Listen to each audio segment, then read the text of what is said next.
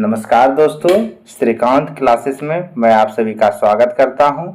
आज की इस वीडियो में हम सभी पढ़ने वाले हैं 10वीं कक्षा के संस्कृत पुस्तक का 5वां अध्याय, जिसका नाम है भारत महिमा। क्या नाम है? भारत महिमा। यानी भारत के महिमा के बारे में इस पाठ में हम सभी पढ़ने वाले हैं।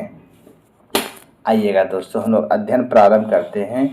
क्या कहता है कि अस्माकं देशः, हमारा देश, भारतवर्षम इति कथ्यते, भारतवर्ष भी कहा जाता है। हमारा देश भारतवर्ष कहा जाता है। अस्माकं देशः भारतवर्षम इति कथ्यते, हमारा देश भारतवर्ष कहा जाता है।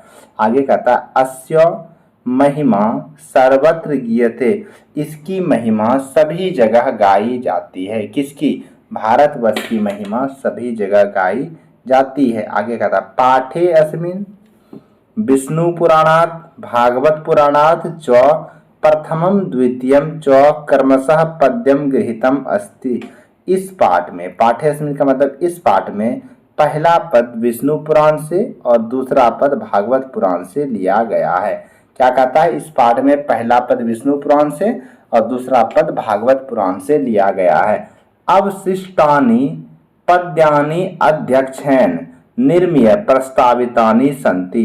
प्रस्तावितानि कहता है कि और शेष जो पद्य है वो अध्यक्ष के द्वारा निर्मित करके प्रस्तावित किया गया है। कहता है कि पहला और दूसरा पद, पहला पद विष्णु पुराण से और दूसरा पद भागवत पुराण से दिया गया है, और जो शेष पद है इस पाठ में वो क्या किया गया है? अध्यक्ष के द्वारा निर्मित करके उसे प्रस्तावित किया गया है। आगे कहता है कि भारतम प्रति भक्ति अस्माकं कर्तव्य रूपेण वर्तते, हमारी देशभक्ति भारत के प्रति कर्तव्य के समान होना चाहिए।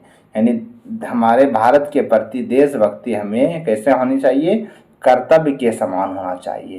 आइए हम लोग जो है पाठ का अध्ययन प्रारंभ करते हैं। देखिएगा दोस्तों, पहला ये क्या है? पौराणिकी। पौराणिकी, पौराणिकी का मतलब जो है पुराण से जो लिया गया उसको क्या कहा जाता है? पौराणिकी। ये किससे लिया गया है? पुराण से लिया गया। ठीक है।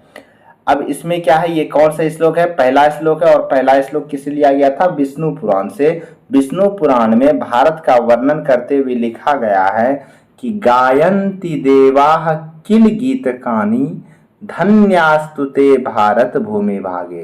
क्या कहता है कि गायन्ति देवाः किल गीतकानि धन्यास्तुते भारत भूमि भागे स्वर्गा पवर्गा तस्पद मार्ग भूते भवन्ति भूया पुरुषा सुरत्वात्। देखिएगा इसका अर्थ क्या कहता है कि देवाः गायन्ति, गायन्ति देवा, देवता लोग भी गुणगान करते हैं। किल, किल का मतलब निश्चय ही, गीत गाने यानी गायन करते हैं। देवता लोग निश्चय ही गायन करते हैं यानी गान करते हैं कि धन्यास्तुते भारत भूमि मागे, धन्य है भारत की भूमि। अर्थात देवता लोग निश्चय ही गुणगान करते हैं कि धन्य है भारत की भूमि। स्वर्गा पवर्गाद अस्पद मार्ग भूते, स्वर्ग से भी सुंदर यह भवन्ति भूया पुरुषः सुरत्वात्, यहाँ पर जन्म लेने वाले सभी लोग देव तुल्य है। क्या कहता है दोस्तों? पूरे का अर्थ समझिए कि भारत भूमि की निश्चय ही देवता लोग भी गायन करते हैं, गुणगान करते हैं कि धन्य है भारत भूमि पर जन्म लेने वाले। ठीक है, क्योंकि यह स्वर्ग से भी बढ़कर है और यहाँ पर जन्म लेने वाले क्या है? देवता के समान है। आगे देखिएगा दोस्तों, दूसरा पद क्या कहता है? ये दूसरा पद जो है भागवत पुराण से लिया गया। किससे लिया गया है ये दूसरा पद? भागवत पुराण से। इसमें क्या कहता है कि अहो अमीशम किम कार्य शोभनम, अहो अमीशम किम कार्य शोभनम प्रसन्न एषाम स्विदित स्वयं हरि यर जन्म लब्धम ऋषु भारताजे मुकुंद सेवोपैकम स्प्रियाहिना। अहो अमीशम, अरे कितना सुंदर। ठीक है। किम कार्य शोभनम, कहता है कि अरे यह निश्चय ही जो है कैसा है? सुंदर है। प्रसन्न एषम स्विदित स्वयं हरि, जहाँ पर हरि जन्म लेकर के प्रसन्नता का अनुभव करते हैं तो वह भारत भूमि क्या है, निश्चय ही सुंदर है। कथा अहो अमीशम किम कार्य शोभनम प्रसन्न एसम सुदित स्वयं हरि।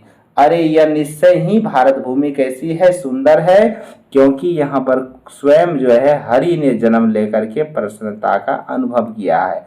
यर जन्म लब्धम ऋषु भारताजिरे, यहाँ पर जिसका भी जन्म होता है मुकुंद से वो पैकम इस प्रियाहिना, उसे मुकुंद अर्थात हरि की सेवा करनी चाहिए।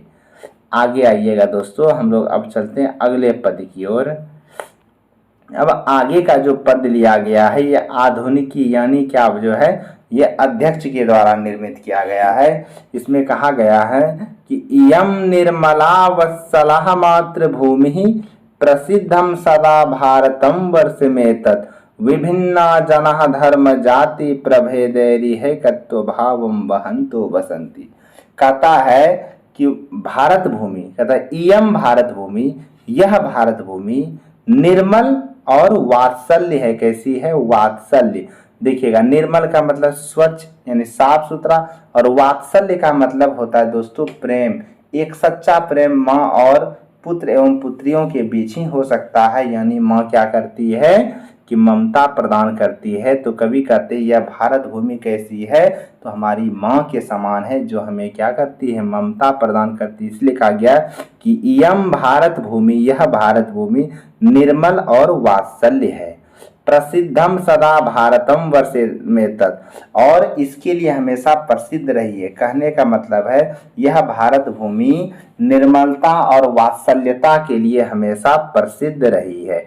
विभिन्न जना धर्म जाति प्रभेदे, यहाँ पर विभिन्न जाति धर्मों के लोग रिहैकत्व भावम वहंतो बसंती, आपस में दुश्मनी को भुला करके भाईचारे से रहते हैं।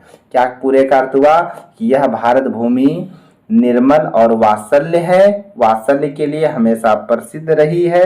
यहाँ पर विभिन्न जाति धर्मों के लोग आपस में दुश्मनी को भुलाकर मिलजुल कर रहते हैं। अब आगे का श्लोक देखिएगा दोस्तों, क्या कहता है, विशालास्मदीया धारा भारतीय सदा सेविता सागरै रम्य रूपा वनय पर्वतय निर्झरय भव्य भूति वरहंती विरेशा शुभा चापगामी। क्या कहता, विशालास्मदीया धारा भारतीय, धारा का मतलब यहाँ धरती है और भारतीय मतलब भारत। कहता भारत की धरती कैसी है, विशाल है। भारत की धरती कैसी है, विशाल है। कहता विशालास्मदीया धारा भारतीय, भारत की धरती विशाल है। सदा सेविता सागरै रम्य रूपा, इसकी जो है ना क्या करते हैं कि सागर जो है सेवा करते हैं। कैसे, सुंदर रूपों में। सागर चारों तरफ से, देखिएगा हमारा भारत 3 तरफ से समुद्र से घिरा हुआ है और एक तरफ से हिमालय पर्वत से, इसलिए कहा था सदा सेविता सागर है रम्य रूपा, समुद्र इसके पांव पखारते, इसकी सेवा करते सुंदर रूपों में। रम्य रूपा का मतलब सुंदर रूपों में। वनय पर्वतय निर्झरय भव्य भूति, वन पर्वत और सुंदर नदियां वरहंती विरेशा शोभा चापगावी, इसकी शोभा को बढ़ाते हैं। अब पूरे का अर्थ समझिएगा, क्या कहता है कि हमारी भारत भूमि क्या है, विशाल है, जिसके 3 तरफ क्या करते हैं कि समुद्र इसकी शोभा बढ़ाते सुंदर रूपों में।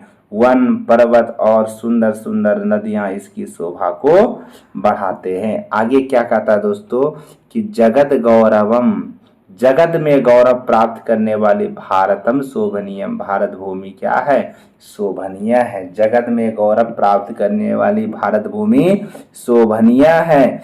सदा अस्माभिरे तथा पूजनीय, इसीलिए हमें जो है हमारे लिए भारत भूमि हमेशा पूजनीय होनी चाहिए। कैसे होनी चाहिए, पूजनीय। जिस धरती पे हम जन्म लिए हैं, जहाँ का जल पीते हैं, जहाँ का अन्न खाते हैं, जहाँ पर रहते हैं, वह भारत भूमि हमेशा हमारे लिए कैसी होनी चाहिए, पूजनीय होनी चाहिए। भवेत देशभक्ति समेशम जनानम, सभी लोगों के अंदर देशभक्ति वैसी होनी चाहिए। भवेत यानी होनी चाहिए, देशभक्ति यानी देश के प्रति भक्ति, समेशम जनानम सभी लोगों के बीच ऐसी परादर्श रूपा सदा वर्जनीय, ताकि दूसरे लोग, दूसरे देश के लोग एक उदाहरण के समान जो है इस देश को ले। तो दोस्तों वीडियो कैसा लगा कमेंट बॉक्स में ज़रूर बताएं। धन्यवाद।